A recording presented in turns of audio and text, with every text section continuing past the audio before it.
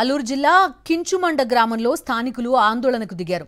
170 చట్టానికి వ్యతిరేకంగా నిర్మిస్తున్న అక్రమ కట్టడాలను నిలిపివేయాలనే డిమాండ్తో ర్యాలీ నిర్వహించారు. తిరుమల బాలసుబ్రహ్మణ్య స్వామి అనే వ్యక్తి అనుమతులు లేకుండా కమర్షియల్ కాంప్లెక్స్ కడుతున్నాడంటూ పనులను నిలిపివేశారు. అనంతరం సచివాలయ సెక్రటరీకి వినతిపత్రం సమర్పించారు.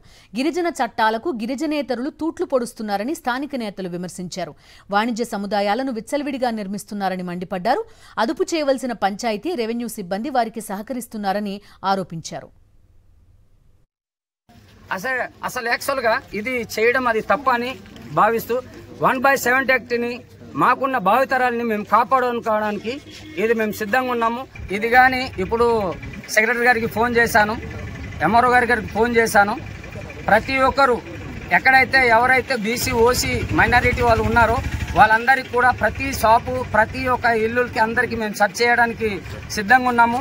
అందరికి కూడా నోటీసు జారీ చేస్తున్నాము.